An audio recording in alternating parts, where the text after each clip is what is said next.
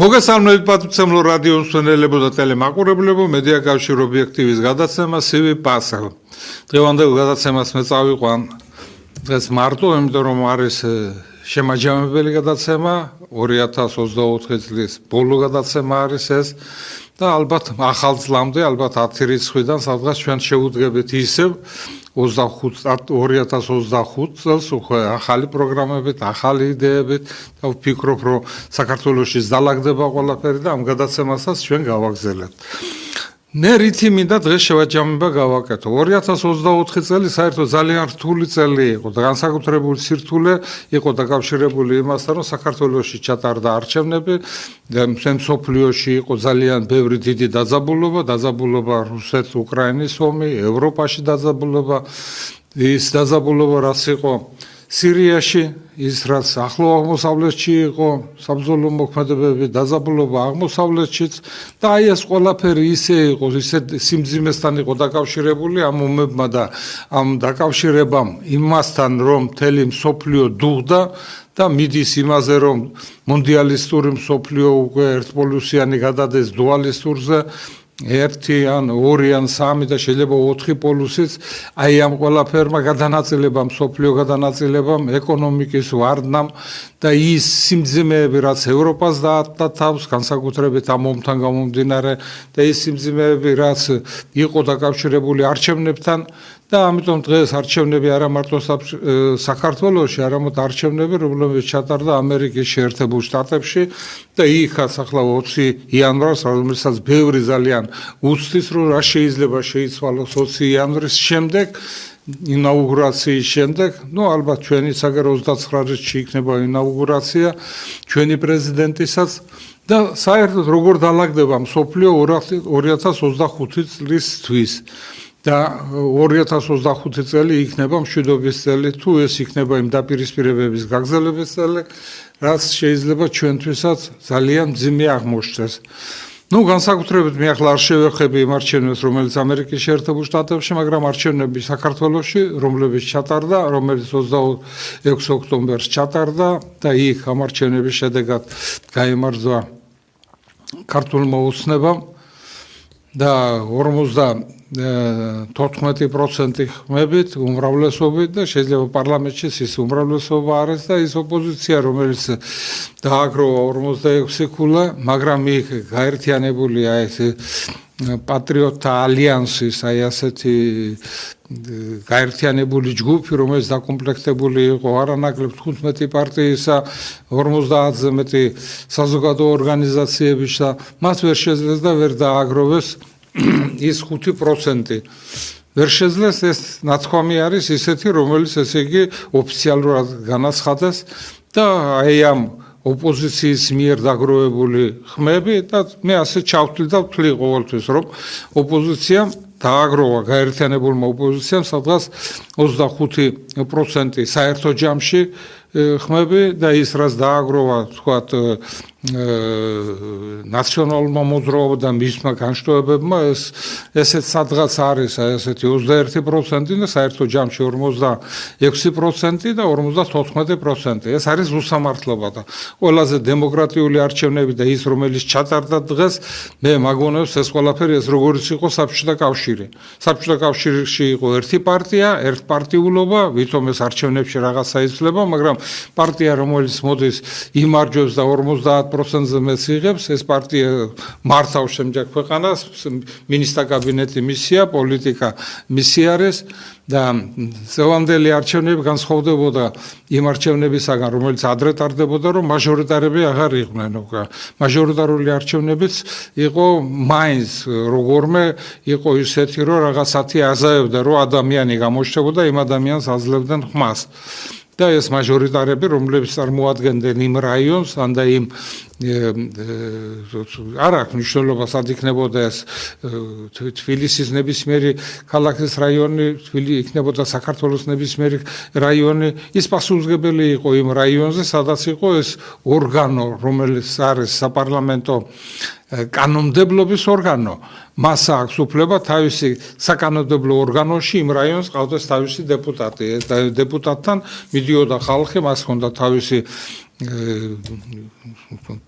როგორ გითხრათ ახლა ბინა შტაბ-ბინაა ასეთი და ამ შტაბ-ბინაში ის აკეთებდა მიღებას იმ ადამიანების და ეს ყველაფერი რაც პარლამენტში ის რასაც მიიღებდა იმ რაიონისაგან ეს ყველაფერი პარლამენტში მიდიოდა და ის უზრუნველყოფას აკეთებდა მაგრამ როდესაც ეს ყველაფერი ერთპარტიული სისტემით გამოვიდა შემდეგ ყველაფერმა ერთპარტიულმა სისტემამ მიიყვანა იმაზე რომ პარტიის ინტერესები იდგა ყველაზე მაღლა ნუ არაფრით არ გასხვავდება საბჭოთა კომუნისტური პარტიის ის რო იყო რომ ინტერესები და ისინი მაგრამ ის სხვაობა რა არის ახლა იმასთან დაკავშირებით იმ პარტიას ყველა რაიონში ყავდა თანამდებობის პირი რაიკომის მდივანი ყველა ორგანოში რომელიც სკოლიდან დაწყებული პროფტექნიკური სასწავლებელი იქნებოდა კოლმეურნეობა მეურნეობა ყველგან ყავდა თავისი პარტიული ორგანიზაციის თავმჯდომარე ვინც იყო იქ ესე იგი პარტორგი ვინც იყო ის ესე იგი იქიდან მთელი ინფორმაციები და ეს როგორღაც მართავდა ეკონომიკა სახელმწიფოს მართვა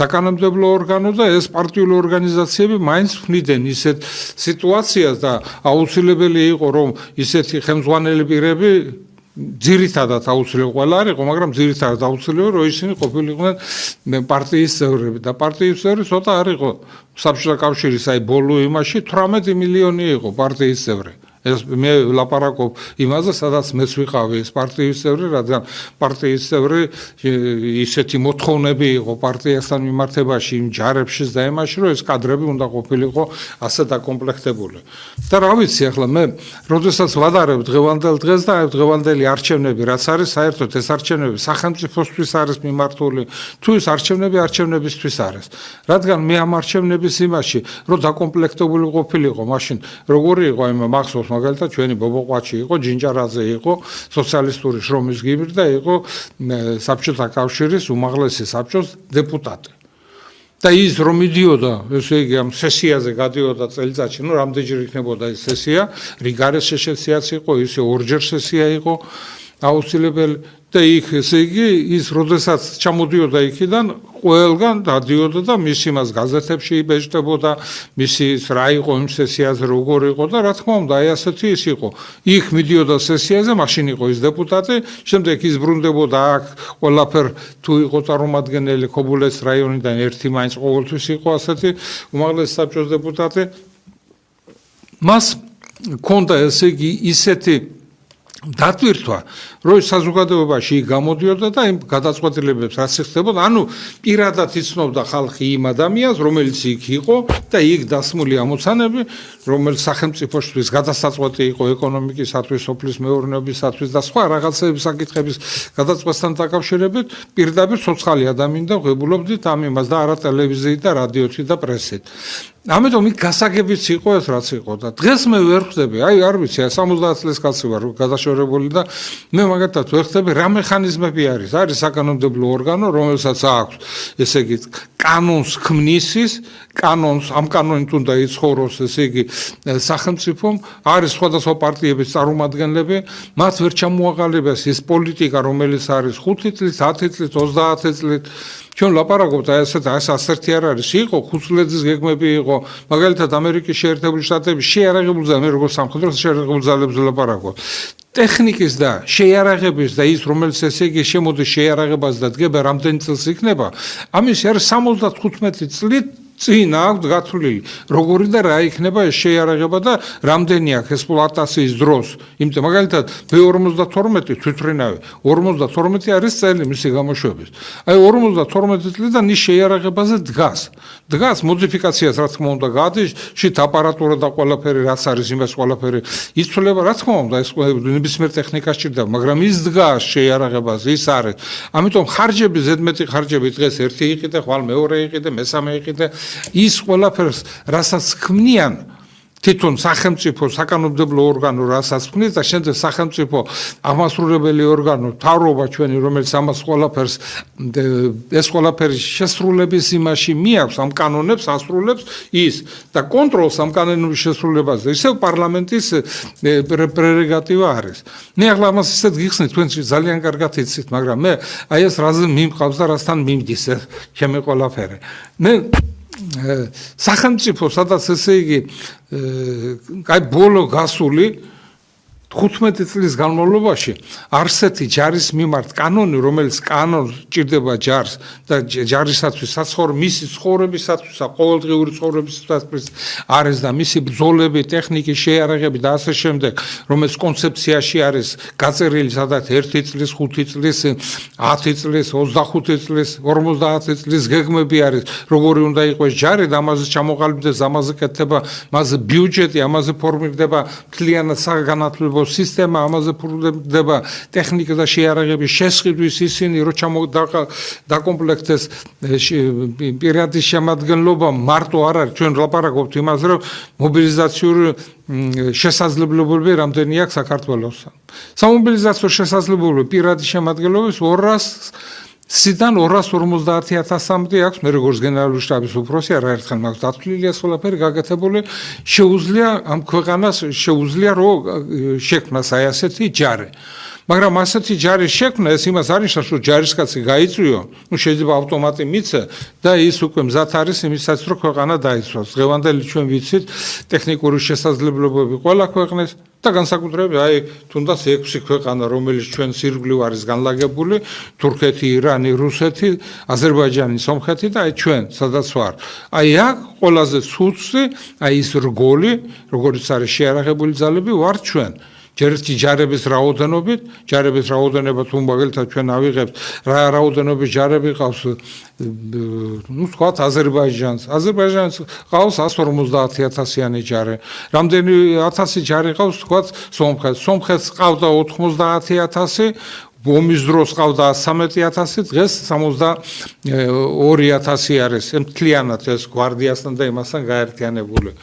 საქართველოს ამდენი 18,000-ია საქართველოს, მაგრამ ესეც არ არის ისე დაკომპლექტებული ეს ნაწილები და ის ქვედანაყოფები, რომელიც შეიარაღებულ ჯარებს ჭირდება საბრძოლო მოქმედებების ჩასატარებლად, ისინი ვერ უზრუნველყოფენ ჩვენ შეიარაღებული ძალების ამოცანას. ვერ უზრუნველყოფენ ამოცანას საში, იმიტომ საჰაერო თავდაცვის ძალები, რომლებიც ჩვენ გვყავს იმის საშუალება არ აქვს ნებისმიერი პატარა თბილისში მხოლოდ არის დაკომპლექტებული 2%. და მე გეტყვი თბილის რა იცავდა. თბილისი იცავდა იყო საარმიო კორპუსი.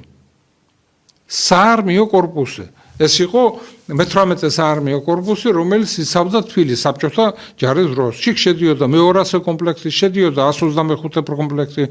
ეს არის სარაკეტო კომპლექსებზე, რასაც მე ვლაპარაკობ. ამაში შედიოდა 75 კომპლექსი.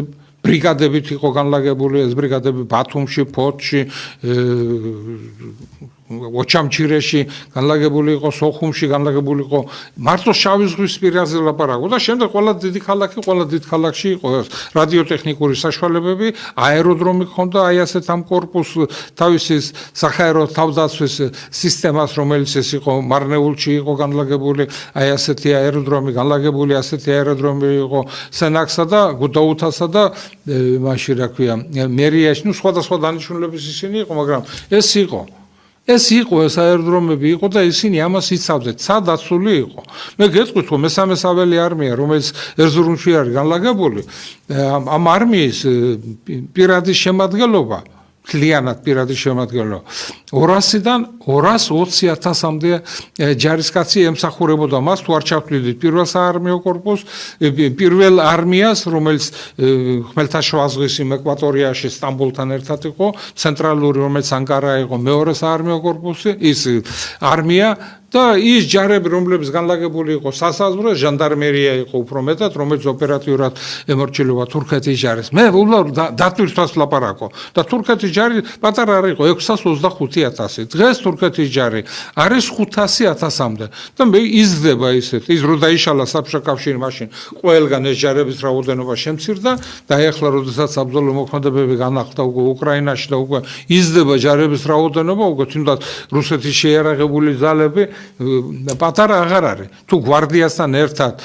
და საგანგებო სიტუაციების ერთად ჯარებთან ერთად ეს მაშინ საბჭოთა ჯარის შემადგენლობაში შედიოდა, ესენი დღეს უკვე 3 მილიონს აღწევენ და მეტიც არიან. და დღეს შეიარაღებული ძალები, მარტო თავდაცვის შეიარაღებული ძალები, რომელიც უკრაინის ფრონტზეც არის და რომელიც რუსეთში არის განლაგებული, ეს ჯარები აღემატება უკვე 1,5 მილიონს. და კიდევ 430,000 2025 წლისთვის იქნება ალბათ შეიძლება 500,000 24 წლისთვის მიღებული იყო ჯარში ამ ომთან დაკავშირებით და ასე შემდეგ მობილიზაცია გაკეთდა თანაც მოხალისეებით უმრავლესობით დღეში 1200-1300 ადამიანი მიდიოდა რუსეთის მოხალისედ და წარმოგიდგენთ 40,000-მდე მოხალისეს, როდესაც ყოველ თვე რუსეთი აკომპლექტებდა, ასე გამოვიდა 430,000 მოხალისე, მაგრამ რუსეთს გააჩნია ყველა ეს მოხალისე, რომ შეიარაღოს, ჩამოაყალიბოს სასტატო ერთეულები, ჩამოაყალიბოს პოლკები, ჩამოაყალიბოს დივიზიები, არმიები, კორპუსები და ეს ყველაფერი შექმნა. მაგალითად, პირველი და მეექვსე არმია, სატანკო არმია და პირველი საერთო საჯარისო არმია, რომელიც მოსკოვის ოლქის დამატების სისტემაში შეიყვანეს, ჩამოაყალიბეს, გაძლიერდა თითქმის 1 მილიონამდე მივიდა ლენინგრადის სამხედრო ოლქი, იქაც რამდენიმე არმია შეემატა მას. არმიის შემადგენლობაში არის 40 დამისრულებაზეა გათვლილი პირადი შემადგენლობა. შეიძლება იყოს 2-დან 4, შეიძლება 5 დივიზიის შემადგენლობის იყოს არმია და ფრონტი არის ის უფრო ზოლს იცავს, არმიის დაცვის ზოლი არის, აი ამ გამოყენებით ისინი დღეს არიან ფორმირდებიან და საბრძოლო ესე იგი ნათლობას ღებულობენ უკრაინის ფრონტზე და ჯარი ყავთ. მე ეს შედარება რატო გავაკეთე? საქართველოში როგორი არის? ჩვენ საქართველოში ერთი სრული კომპლექტი არც ერთი მის ბრიგადისაც არ გვაქვს. ერთი სრული კომპლექტი გვაქვს, ერთი სამხედრო ეროვნული აკადემია, რომელიც ესე იგი 150 იუნკერი უნდა იყოს მიღებული, ამდენს ვერ ვღებულობ ჩვენ და გამოშვებს საღამოს და იმას, როდესაც გამოშვების ის არის სექტემბრისთვის ჯარებში, რომელიც უნდა წავიდეს, ის 50-მდე, ისი ზოგჯერ ზედმეტი არის, იმიტომ ჯარებში ის კომპლექტი რაც არის, ის შევსებული არის. და სამობილიზაციოზე მე რო ვთქვი 200-დან 250,000-მდე, ის უნდა დაკომპლექტდეს ტექნიკით, შეიარაღებით. და ის რომ ჩვენ ჯარისკაცი ვყავდეს და შეგვეძლოს მისი გაწვევა და ის უნდა აუცილებლად სტრუქტურებში ჩაჯდეს.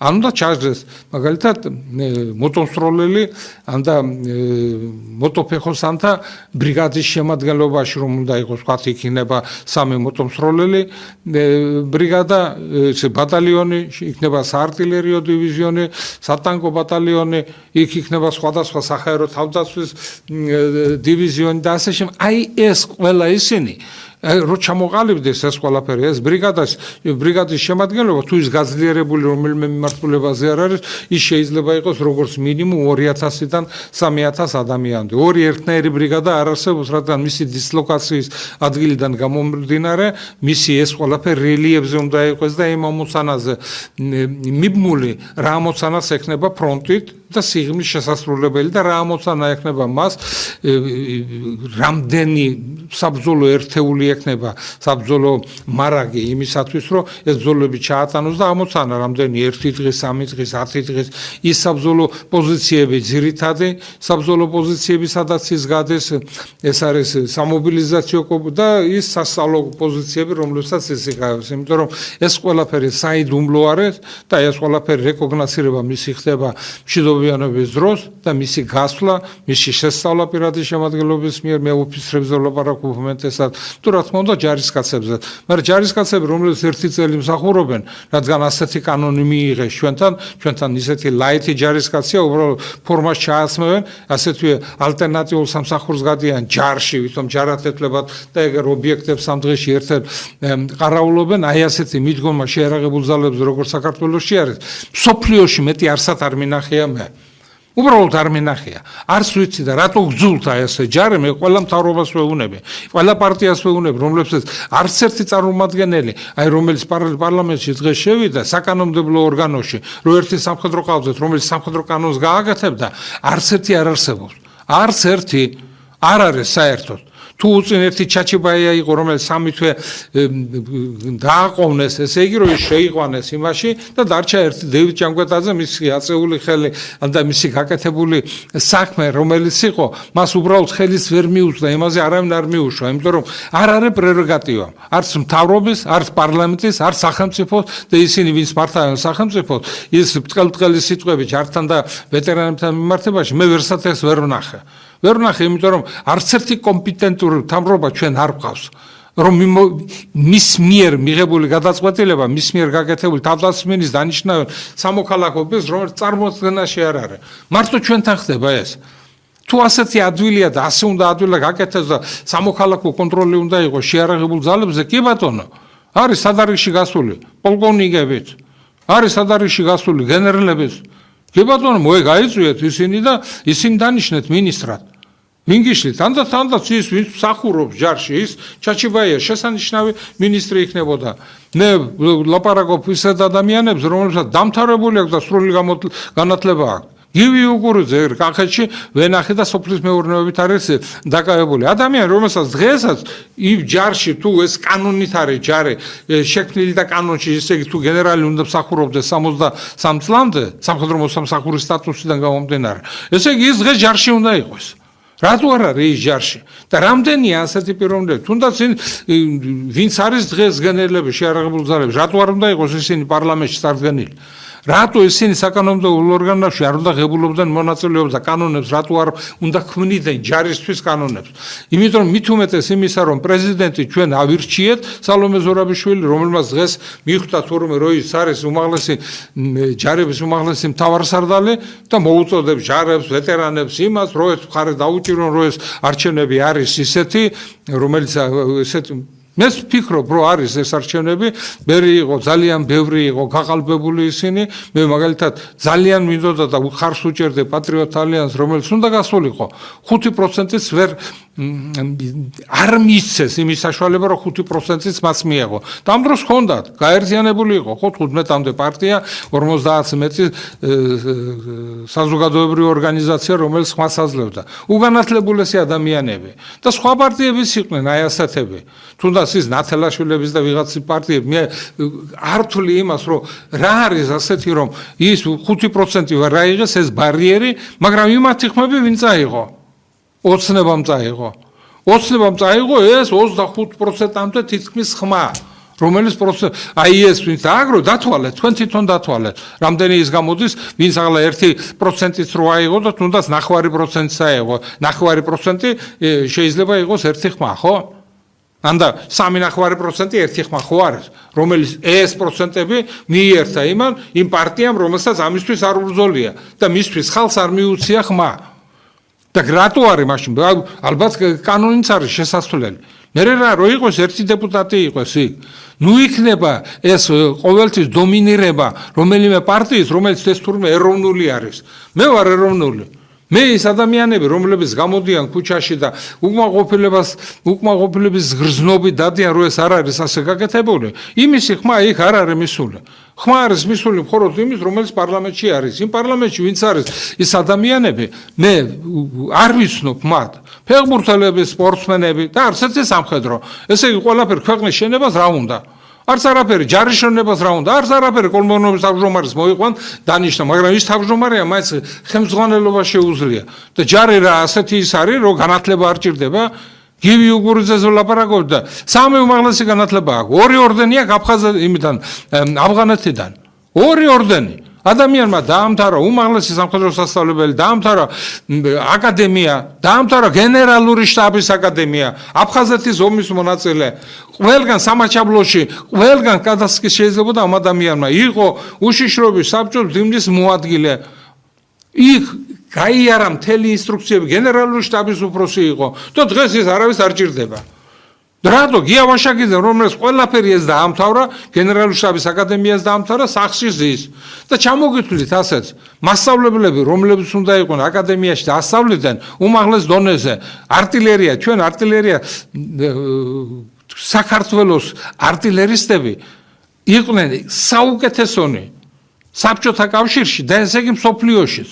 იმიტომ რომ მეორე მსოფლიო ომის დროს საბჭოთა артილერიის სასახლე ოცეულის და ბატარეის მეთაურების 54% იყო თბილისის კურსდამთავრებული.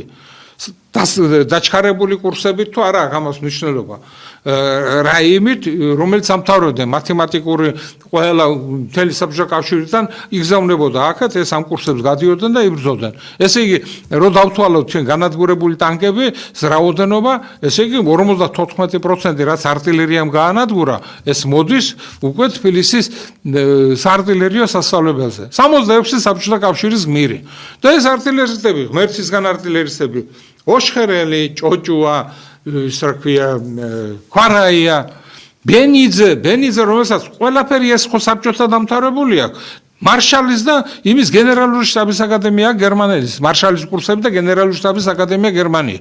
ისიც გაუშვეს და რატო გაუშვეს? იმიტომ რომ ფონ დაცა და სერ გარი ჯონსი, ორი გენერალი გერმანიის და დიდი ბრიტანეთის დაწერეს აი ამ ხალხ ქსიო ერთი 30 ფურცლიანი და მიზერეს შევარდნაძეს და უთხრეს ქართული ჯარი რო აშენდეს, ამისათვის საჭირო რომ ყავა გასული საბჭოთა ოფიცრებიდან ეს ჯარი იყოს გათავისუფლებული და ვენა გაუშვეს სახლში.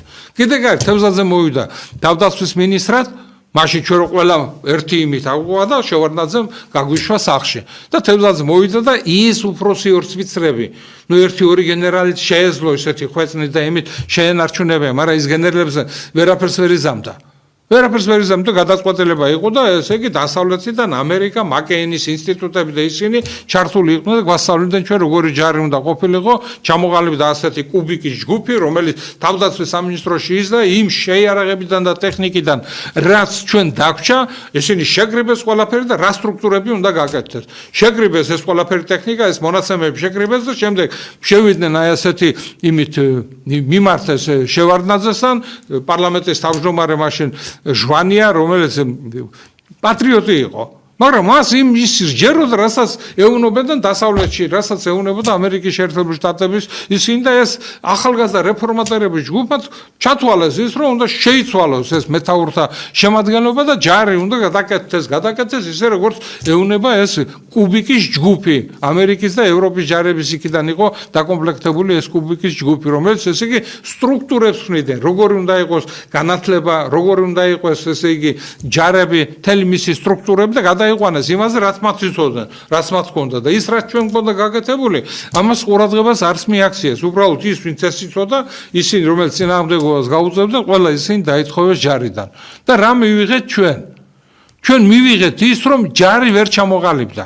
ის ტექნიკა და შეიარაღება რაც კუბიკმა დათვალა, შემდეგ ჩამოიყვანეს მაიორი ნატოს იმიდან ქვეყნიდან, რომელსაც ლუქსემბურგი ქვია ამ ქვეყანას, რომელსაც ერთი ბატალიონი ყავს მის ტერიტორიაზე, რომელიც შედის ნატოს გაერთიანებული ჯარების იმაში შემადგენლობაში, მაგრამ ის არსად არ გამოიყენება, გარდა იმისა, რომ ასეთ ინსპექტირების იმაში აგზავნიან ამ ბატალიონს.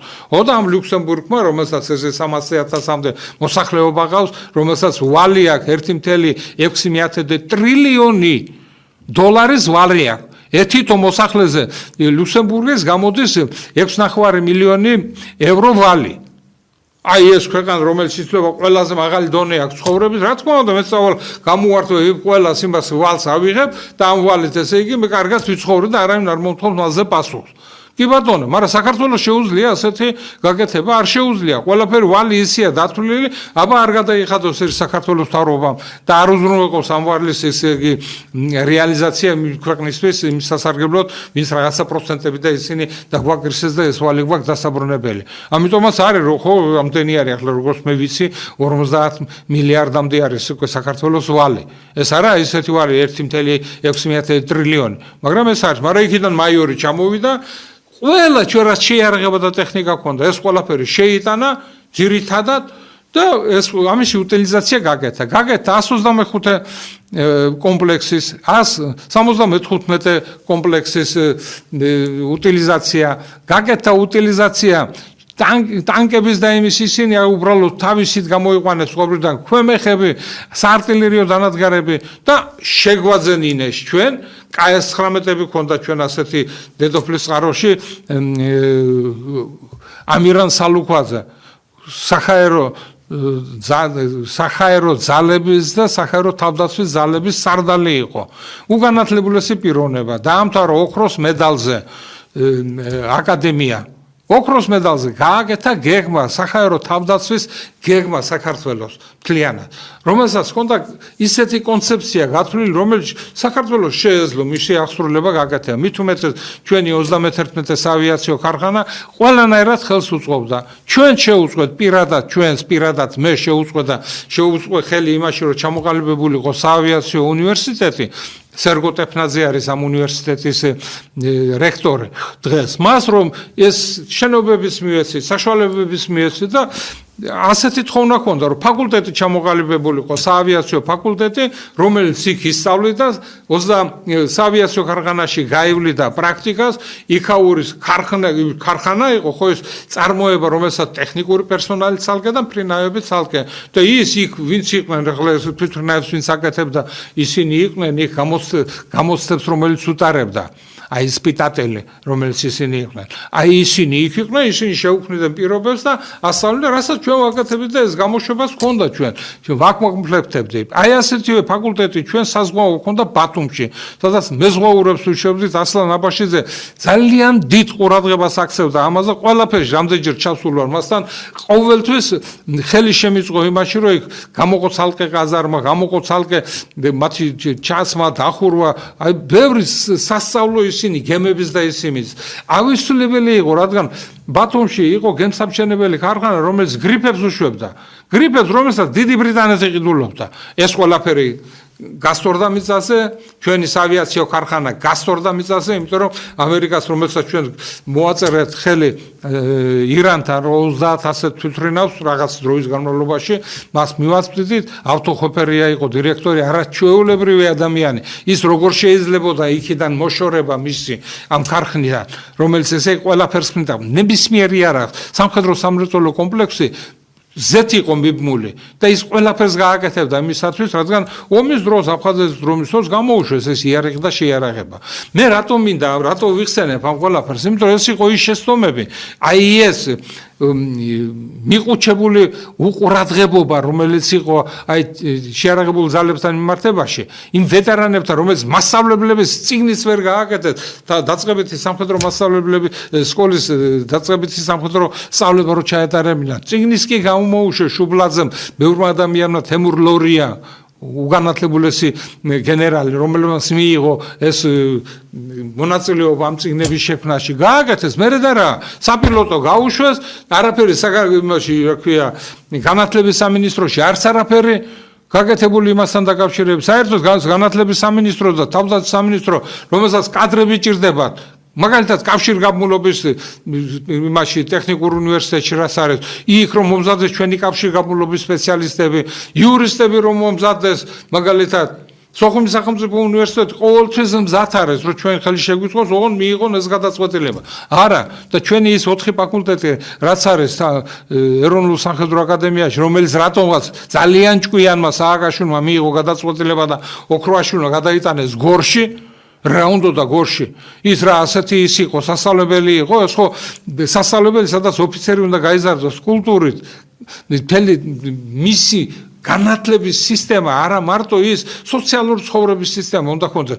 ოპერაშიც უნდა იყოს, თეატრშიც უნდა იყოს, ფეხბურთის ნახოს, სპორტში უნდა იყოს ჩართული, ყველა სისტემაში. და რა არის ასეთი იქ გორში, რომ ეს სასწავლებელი გადაიტანეს და რატო თავისი ტერიტორია ჰქონდა 1862 წელს შექმნილი და ლაგებული. მე დღეს ფიქრობ იმას, რომ მთავრობა, რომელიც დღეს არის, დაინიშნა ახალი უпроსორად არჩეული იქნა პრეზიდენტი 29-ში ინაუგურაცია იქნა. მე მინდა პრეზიდენტს ვთხოვო. ჩემთვის არ აქვს იქ ლაბარობები ამბობენ, განათლება ჰქონდეს, დეპუტატს უნდა ჰქონდეს. არ აქვს საჭირო დეპუტატს რო ჰქონდეს უმაღლესი განათლება. დეპუტატი იქ უნდა მიდიოდეს ის ადამიანი, იქ უნდა მიდიოდეს ის ადამიანი, რომელიც ხალხის მიერ არის ის ნდობით აღჭურვილი და არა ვიღაცა პარტიის წევრები დაждდნენ და იმათ თქვეს, რომ აი ეს უნდა იყოს და არა ის, რომელიც გმირი არის, სოციალისტი, რომელიც წვილა არ თქვი ჯინჯარაძეზე რო თქვი, გმირი, სოციალისტური შრომის გმირი, რომელიც მიდიოდა სკოლებში დადიოდა. ის იყო ის იყო ასეთებიც იყო მაგალითად სარვალი რომელიც იყო ჩამოდიოდა რაიონებში და ხდებოდა სკოლაში მოსწავლეებს ხდებოდა ვინ იყო რა იყო საზოგადოებას ხდებოდნენ ესე იგი ამბობდნენ პარტიის და იმის ამოცანა რაც იყო სახელმწიფოს ამოცანა გეგმები რა იყო ჩვენთან ეს ყველაფერი რატომღაც მიბმული არის იმ პარტიის თავმჯდომარე ესე იგი კახა კალაძე რომელიც არის ესე იგი ის პარტია რაც მიიღებს ის არის ქალაქის მერი დღე და ღამე ჩართული არის ამ მერის საქმეებში რომელი თავმჯდომარე ის არის რომელი რას პარტია რა გეგმას და რა იმას ჩამოაყალიბებს და რას გააკეთებს ამ 1 წლის 5 წლის 10 წლის და ასე შემდეგ პერსპექტივის და განვითარების იმას ქართულ ქალაქია გასავითარებელი აი მიდგომა აი ასეთი არის რომ ნებისმიერ შეუძლია ესე იგი ბიზნესმენ შეუძლია პოლიტიკოსობა პოლიტიკოსი ყველა რომელიც პარლამენტში შედის ის შემდეგ ბიზნესმენი ხდება რადგან იქ კანონებს ღებულობენ ისეთი რომელიც უნდა იყოს ბიზნესთან დაკავშირებული ეკონომიკა ასე გაიზარდოს უნდა მაგრამ ეს ბიზნესი არის ის მცირე აი მძიდრები ძალიან მდიდარი ბიზნესმენები რომელიც პარლამენტში არიან არაფერი საკანონმდებლოს მათ არ აქვთ არაფერი საფრანგეთში მიღებული არის კანონი რომ მილიონერი X შეუძლებელია იყოს დეპუტატი არ უნდა იყოს არც უნდა იყოს ის იქ იმიტომ იმ დეპუტატის საქმე არის შექმნას და გააკეთოს და ამ ბიზნესი რომელიც გადააბარა ვიღაცას მაგრამ უმივისოთ იქ ესე იგი ერთ ლარს იქეთ და აქეთ ვერ გადმოდებენ ვერ გააკეთებენ ეს არის ამიტომაც არის პოლიტიკოსი გახდა ბიზნესმენი გახდა პოლიტიკოსი და ის მაგალითად ვინც ფული დააგროვა და შევიდა და შეიტანა ფული პარტიის იმაში არჩევნებში და დააკმაყოფილა ამით ერთი ტომარა კარტოფილი შეიტანა და აჩუქა იმას ვიღაცას როგორც შენ მომეცი ხმაო მისცენ და ვინ არის ნახიდი პარლამენტი ნახიდი პარლამენტი ჩვენ აი დავდივართ 30 წელია აი ასე ირგვლივ დავდივართ და ვერაფერს დიდებით ვერ ჩამოაყალიბეთ ისეთი ვერს პარლამენტი საკანონმდებლო ორგანო ვერს მთავრობა რომელიც აღმასრულებელი ორგანო არის და ვერს ისეთი პარლამენტის ისეთი სტრუქტურები რომელიც მას შექმნა რომელიც უნდა იყოს მაგალითად ქვეყნის კონტროლი რა გაკეთა კანონი ჩამოყალიბდა რა შესრულდა როგორ შესრულდა ეს კანონი რა გაკეთა მასთან დაკავშირებით რაღაცა ვითარდება კი ბიზნესმენმა განავითარა მიიღო აი ასეთი დიდი მოგებები ამ მოგებებიდან სახელმწიფოში გადაიხადა კი ბატონო მადლობთ გადაიხადა იმიტომ რომ მოთხოვნა არის სხვა შეუძლებელია რომ იყოს მაგრამ ძირითადი დაკომპლექტება იმისი სახელმწიფოს რითი ხდება იმ საბაჟო გადასახადებით რაც არის და ის რომელსაც ფულს გამოაგზავნიან ის რომელიც ჩვენი მილიონზე მეტი მილიონზე კი არა 2 მილიონი თითქმის რომელიც გასულია საქართველოსთან და ისინი აქეთ აგზავნიან ფულს რა ეს არის ტექნიკა ჩვენ ქარხანა ავაშენეთ ჩვენ ეკონომიკა განავითარეთ სოფლის მეურნეობა განავითარეთ რა განავითარეთ მარტო ის რომელიც ჩავდეთ 35 მილიარდი დოლარი რომელიც აშენდება გზა და აქედან ისიც ეს გზა ჭირდება ვის ევროპას ჭირდება აღმოსავლეთისკენ და აღმოსავლეთ ევროპისკენ ჭირდება ეს და აქ უნდა გაიარო მაგრამ ჩვენ უნდა უზრუნოთ ეს მონაკვეთი აქედან ისინი ამ გზას გავაკეთებთ და ჩვენ დაგეხმარებით მაშინ თუ 60% ბიუჯეტის ანუ 35 მილიარდი ლარიდან 20 მილიარდ ლარს ჩვენ ჩავდეთ და 15 მილიარდი ჩვენ ევროპისა და რაღაცა განვითარების ის ვიღაცა ისინი ბანკი დაგვეხმარება ჩვენ და ისის პროცენტში უფასოდ არავინ არაფერს არ გვიკეთებს რომ მოხდეს და მე ჩვენ ეს ის არა ეს ჩვენი ვალია ჩვენ და გადავიხვალთ და ვისთვის იმათვის და ეს გზა ძალიან კარგია გზა ვინ თქვა რომ ცუდია კაცო მე გავაკეთებდი სულ ასეთი გზების ისინი მაგრამ ეს ფული ვისი გადასახდელია და ვისი მაზი არის ეს ყველაფერი აგებული ქარხანა არ აიგო ეკონომიკა არ აიგო ხალხი რატომ იდის სახელმწიფოდან იმიტომ რომ სამუშაო ადგილი აღარ არის აღარ არის და ის რაც არის მათხოვარი არის ის დაიყო არის მდიდრები ის საშუალო ფენა საერთოდ არის და დარჩა ის ღარიბები ღარიბები ვინ არიან სამხედროები უპირველეს ყოვლისა არც ერთი სამხედრო რომელიც ესე იგი შემოიყვანა და მოვიდა კიდევ გამსახურდიას დროს 1129 ოფიცერი და მის შემდეგ რაც განვითარდა კიდო დაკომპლექტებული იმით რომ სოციალური პაკეტი მას ჰქონდეს ბოლომდე არ არის იმიტომ ამ პაკეტს როგორც უნდათ ისეც ვლიან 95 წელს მივიღეთ კანონი თადარიგში გასული სამხედრო მოსამსახურეების და მათი ოჯახების საპენსიო უზრუნველყოფის შესახებ ეს კანონი სააგაშინო 2006 წელს ანულირება გაუგეთ არ გვინდა ჩვენ სხვა კანონი ეხლა მიიღეს კანონი აი წელს რომელიც თქვენს უნდა ყოფილიყო დეკემბერში მიღებული მაგრამ მაინც გაზაფხულამდე მიიტანეს ის გაზაფხულამდე კი არა ივნისამდე და ივნისში შემოვიდა ეს კანონი რომ იქ მოემატა რაღაცა ისინი მოემატა როგორ აი უბრალო იმაზე გეტყვით ღირდა ლარი და 10 მაგალითად ბორჯომი ღირს ახლა 2 ლარი და 60 თეთრი აი იქ აიწია ფასი და აი უბრალოდ ინდიკაცია გაუკეთეს ამ ყველაფერი მეტი არაფერი და არაფერი მომატებული. გააკეთეს კანონი საპენსიო უზრუნველყოფის შესახებ, რაღაც ჩართეს სერტიფიცირების სისტემა, ასეთი კოეფიციენტები. მაგალითად, უფროსი ოფიცრები, ანუ მაიორი, ვიცე-პოლკოვნიკი, პოლკოვნიკი, სერტიფიცირებით, ესე იგი, რაც არის, ესე იგი 15%, მაიორს 15%, სამრავლეს რამდენი იმსახურა და აი ასე ერისხება პენსია, ასევე ვიცე-პოლკოვნიკს, ასევე პოლკოვნიკს. მიმცხარეთ, ახლა 15 კოეფიციენტი მაიორი, რომელიც არის ზურგის უფროსი, თქვა, ბატალიონის და არის პოლკოვნიკი, რომელიც არის ბრიგადის მეთაური 4000 კაცი და იმას კი 300 კაცი, მაგრამ მნიშვნელობა ერთი და იგივეა მათი წოდება? ერთი და იგივეა? ეს რა კანონია ასეთი? როგორ არის ეს კანონი? არის ბრიგადის გენერალი, არის გენერალ-მაიორი, არის გენერალ-ლეიტენანტი. კოეფიციენტი 25, ბრიგადის გენერალს ერთი ვარსკვლავი და სამი ვარსკვლავი ვისაც აქვს, ეს ასეთი ადამიანი ერთი არის თავდაცვის ძალების მეთაური და გენერალური შტაბის მეტი არ არის. ასეთი.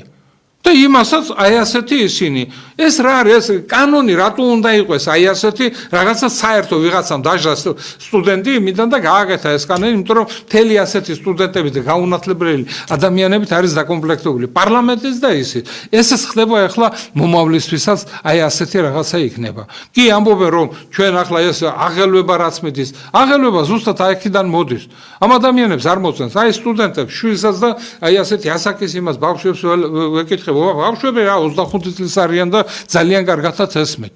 აი ამბობენ რომ 54% აი როგორ აიღო თქვათ ოცნების პარტიამ. როგორ აიღო და მიითვისა ის პარტიების ისინი პროცენტები რომლებიც 5%-ამდე ვერ ავიდნენ. მიითვისა და უბრალოდ გახდა. მაგრამ ეს ხალხი თო მათ არ აძლევდა ხმას. ესენი ხომ მისი წინააღმდეგი იყო, ან და თავისი კონდათ კაცო სულაც არ არის საჭირო. ეს რა სამართლიანობაა ასეთი. ეს რა მიდგომა არის სახელმწიფოში დღეს ახლა ეს ერთპიროვნულად, ვისაც უნდა მთავრობა მისი იქნება, კოალიციური მასზე საერთოდ ლაპარაკი არ არის. და ნაპოლეონზე არჩკვიანი არც ერთი თქვენთაგანი არ ხართ. და ეს მაგალითი არის, რომელმაც თავისი როდესაც გახდა იმპერატორი, საგარეო საქმეთა მინისტრად, ესე იგი ტალეირანი დანიშნა რომელიც ესე იგი მისი დაუძინებელი მტერი იყო. შინაგან საქმეთა მინისტრა ფუშე დანიშნა, რომელიც ყაჩაღი ბანდიტი იყო, მაგრამ ამ საქმის ესე იგი ყველაზე ძლიერი მწოდნე. იმიტომ რომ მისი მოწინააღმდეგები იყო, მაგრამ ესენი იმ საქმისთვის ყველაზე მორგებული ადამიანები იყვნენ. და ჩვენს რასაც ლაპარაკობთ, მე პირადად გამოდივარ და სულ ერთ და იმავეს ლაპარაკობ. ნებისმიერმა პარტიამ, რომელიც არის, თუ ის დაშვებული არის არჩევნებზე, ესე იგი ის კანონით მოქმედებს ეს პარტია. ეს არის ნაციონალური მოძრაობა, მისი განშტოებები რაც არ აქვს მნიშვნელობა. ესე კანონით არის. და მათ თხოვდით, შეიყვანეთ ერთი სამხედრო. აი როგორც მარტო ნაციონალურ მოძრაობას ყავდა დევი ჭანგვაძე შეყვანეთ. სამხედრო იყო. სამხედროების რაღაცა იმედი ჰქონდათ, რომ მას მიმართავდნენ და ის სამხედრო არასდროს არ გააკეთებს იმას, რაც სამხედრო წესებიდან არის ესე იგი გვერდზე გამავალი. არა ის რაც მას ეხება ჯარს, იმას გააკეთებს. არ აქვს მნიშვნელობა ეს რომელი ოპოზიციაში იქნება თუ ეს მართველი იქნება. ამიტომ მათი აუცილებლობა არის. თუ ამდენი სპორტსმენი არის იქ საჭირო მე ნუ გამიბრაზდებიან და ნუ ეწყინება ჩემთან სპორტსმენები. მე უბრალოდ შედარებას ვაკეთებ. და რა? ჯარისკაცი გამოდის ისე ყველაზე ესე იგი საჭირო არის, როდესაც ის ომობს და ომში არის და ომის შემდეგ ის ესე იგი ზედმეტი ტვირთი არის სახელმწიფოსთვის. ვერ მოიშორა და ვერ იქნა ეს ვეტერანები. ყოველ წელიწადს 1600-დან 2000-მდე ვეტერანი მიდის ამ იმიდან, რა ქვია, ცხოვრებიდან. რომელსაც ვერც ბინავი იყო, ვერც ვერაფერი ვერც დააკმაყოფილეთ. ერთი რაღაცას ვერ გააკეთეს, რომ ვეტერანები, რომლებიც მაგალითად თბილისში, მერიაში მოწყო რაღაცნაირად დალაგდა საკითხი, რომ ვეტერანებს უფასო მგზავრობის ისინი ტალონები აქვს. სხვა რეგიონში არავის არსად არ აქვს. და რა სახელმწიფომ ვერ გადაწყვიტა, რომ ყველა ვეტერანს ერთი ტალონი მისცეს ასეთი ადგილობრივ ტრანსპორტში მაინც. რომ შეეძლოს მას გადაადგილება. ეს რა რთული არის ვეტერანს რომელსაც ბინა არ აქვს, რომ ბინა მისცეს. პოლკოვნიკი ლორია, ჩემი მასწავლებელი, რომელიც ესე იგი ყველა ომების და ყველაფრის მონაწილე. ეს გარდაიცვალა, მისი ცოლის გარდაიცვალა, როგორც ცხოვრობდა დაქირავებილაში, მისი შვილები, შვილთის შვილები და კიდევ იმათი შვილებიც ალბათ ასე ცხოვრობენ, იმიტომ სხვა არ აქვს. სხვა შემოსავალი არ არის და ის შემოსავალი რაც აქვს იმ ადამიანებს და დღეს ვიძღებულობ 1000 ლარით. შენ ბინას ვერ იყიდი. ფინანს ხოლოს ყიდულობენ და ეს სახლები რო გაიჭიმა და გაკეთდა ყველა სავაჭრო ცენტრები და ისინი. ეს არის ერთი ჯგუფი, რომელიც 60 მილიონერი დღეს პარლამენტში შედის და შევა და ალბათ იქიდანაც იქნება ოპოზიციიდანაც იქნებიან და რომელიც ესე იგი ინაწილებენ ამ სიდიდრეს რა საქართველოში არის და აქედან არაფერი არ ხდება იმას, ვინც ესე იგი ამ სიდიდრეს ქმნის. ამიტომ აი დღევანდელი ჩემი გადაცემის იმაზე მინდა ახლა ერთი 5 წუთი დარჩა მაინც უნდა გუშინ იყო ავღანეთში საბჭოთა ჯარის შეყვანის აი დღე 79 წლის 25 დეკემბერს საბჭოთა კავშირმა ხელშეკრულება ჰქონდა დადებული, იმიტომ რომ ეს ტყუილია ყოველთვის როცა გამოდიან ავღანეთში საბჭოთა კავშირი შევიდა თავისით რაღაცა ისინი ხო არა იმ სახელმწიფო ავღანეთის რესპუბლიკასთან ჰქონდა დადებული ხელშეკრულება, ესე იგი თუ მის ტერიტორიას ვიღაცა შეეხებოდა და გამოცხადდა ომი მაშინ ავღანეთსა და პაკისტანს შორის და აი ამ საბრძოლო მოქმედებების იმაზე ავღანეთში შევიდა იმათმა შემოიგზავნეს ის ავღანელები რომლებიც გადასულები იყვნენ და მთავრობას წინააღმდეგი იყვნენ ავღანელები თვითონ რომელიც გადასული იყვნენ პაკისტანში პაკისტანელებმა და თელმა მსოფლიომ განსაკუთრებით ამერიკის შეერთებულმა შტატებმა უდიდესი რაოდენობის ფული ჩადო ტექნიკა შეიარაღება რომელიც მათ მისცეს და ისინი შემოიყვანეს საბრძოლველად იმ მთავრობასთან რომელიც მთავრობაც მაშინ იყო იქ და ამ მთავრობის მხარეს დადგა საბჭოთა კავშირი, რადგან ხელშეკრულებაში ჰქონდა ჩაწერილი. შემდეგ ესე იგი ჟენევის ხელშეკრულებაზე ესე იგი ჟენევაში შეიკრიბა პაკისტანი, ავღანეთი, ამერიკის შეერთებული შტატები და საბჭოთა კავშირი, რომლებიც გარანტიები იყვნენ იმისათვის, რომ ესენი რასაც მოელაპარაკებენ, აი ასე გახდებოდა. აი მათ მოელაპარაკეს, მაშინ რატო იყო იქ ჟენევაში პაკისტანს რა უნდოდა? იმიტომ რომ პაკისტანი იყო ის მხარე, ვინც ეომებოდა ავღანეთს, ავღანეთი აქეთ. აი ეს შეიყვანეს 12 წლის განმავლობაში დაიღუპა 14,000-ზე მეტი საბჭოთა ჯარისკაცი. საქართველოსთან 114 ჯარისკაცი, მაგრამ შემდეგ არ დაიცვალა დაჭრილები და ისინი მამუკა გოგიტიძეს ეს სრული სია აქვს ასეთი, მაგრამ მე ვლაპარაკობ აი ის, როდესაც ჯარები გამოყავდათ 99 წლის ჯარების გამოყვანის იმაზე, აი ასეთი ისინი იყო, რაც დაიღუპა და იქ რამდენი დაიღუპა ავღანელი, იმაზე ზოგი ამბობს რომ 900,000-მდე არის ეს ყველაფერი დაღუპული. მე რისთვის ვამბობ ამ იმას? აი გავიდა 12 წელი და 91 წელს 25 დეკემბერს უკვე გარბაჩოვმა მოაწერა ხალი საბჭოთა კავშირის დაშლასთან დაკავშირებით. ანუ დაიშალა საბჭოთა კავშირი. დაიშალა რატომ? დაიშალა იმიტომ რომ აი ვერ მოუაგრო თავი ვერ მოაბა საბჭოთა კავშირმა აი ამ ომიდან, აი ამ დასავლეთთან მიერთებისა, ჯარების გამოყვანა ევროპიდან, აი ეს ყველაფერი და დღესაც რუსეთი აი გამოიყვანა ჯარები. მის ამ სახელმწიფოებს ესე იგი დამოუკიდებლობა არაფერი იქიდან არ გამოუტანია. გამოვიდა დაშალა საბჭოთა კავშირის დაშალეს ამ იმგენად რესპუბლიკებმა ყველამ გაიტანა თავთავისის და ყველაზე დიდი მტერი მაინც რუსეთი არის. ეს რა არის? ეს არის პროპაგანდის ნაწილი არის. აი ეს არის რომელიც დაგვაჯაღეს და ამ ომის როგორ არის და რა წარმოებს ეს ომი ჩვენ არაერთხელ გვილაპარაკია. მე მინდა უბრალოდ რომ ჩვენ დღეს რა სიტუაცია საქართველოში არის და ეხლა ნახე უკრაინის ომიდან იქ ქართველები ზოგიერთი გამოდის ისე და ეუბნებათ რომ მიდით რა გახდა ასეთი Facebook-ზე დებს ასეთია მიდითო მიადექითო იმას რამდენი სამხედრო ვეტერანი ხართ იმაზე და ივანიშვილის სახლს იქ მიადექითო და ესე გამოიყვანეთ ის იქიდანო მე ვერ წარმომიდგენია საქართველოში თუ კიდევ აღმოჩნდება ისეთი დებილი და იდიოტი რომელიც შეძლებს ამ საქართველოში ტყვია გაისროლოს. ჭურვი გაისროლოს, როგორც კიტოვანმა გააკეთა, რომელიც თავრობის სახლს და იმას ესროლა, რომელმაც შემდეგ აფხაზეთში ეს ჭურვი ისროლა. ეს არის ადამიანები, რომელიც საქართველოს მოღალატეები არიან, რომელიც აი ამ გზით აპირებენ საქართველოში ამ რევოლუციის და იმის შექმნას. მე ასე ვფიქრობ, რომ ის ბოლშევიკები, რომლებიც იყვნენ და ის РСДРП, а это Российская социал-демократическая партия большевиков и меньшевиков. А меньшевикების იმაში იყო სალომე ზურაბიშვილის მისი, ესე იგი, მშობლები და ისინი, რომლებიც აქედან წავიდნენ ნოე ჟორდანიასთან ერთად. წავიდნენ, მაგრამ ესენი ყველა ესენი არიან РСДРП. ესენი არიან და დღესაც ის ამბობს იმას, რომ უნდა შევიკრიბოთ, რაღაცეების უნდა გააკეთოთ, 4 ერთ ბოლოპარასკევი დარჩა და იმაზე ფიქრობს. მე მინდა რომ ქართულმა ხალხმა კარგად დაფიქრდეს იმაზე. დაფიქრდეს, იმიტომ რომ ჩვენ ბევრი რაღაცეები გვაქვს შესაძლებელი, მაგრამ არავითარ შემთხვევაში არ შეიძლება რომ საქართველოს გახდეს პოლიგონი ვიღაცისთვის და ვიღაცები ეს არის ყოველთვის აი ამაზე ითფობს ხელს. ვინ ითფობს ხელს? ისინი, რომელიც ამას აღვივებს, ამ ცელს აღივებს. მე მინდა ყველას მოგილოცოთ დამდეგი ახალი წელი, შობა ახალი წელი. მინდა ყველას გისურვოთ სიმშვიდე, მშვიდობა, აი როგორც გურული კაცი გეუბნებით, მშვიდობა ყველა სახში, მშვიდობა ყველას გულში, მშვიდობა საქართველოში და მშვიდობა მსოფლიოში. კარგად ბრძანდებოდეთ.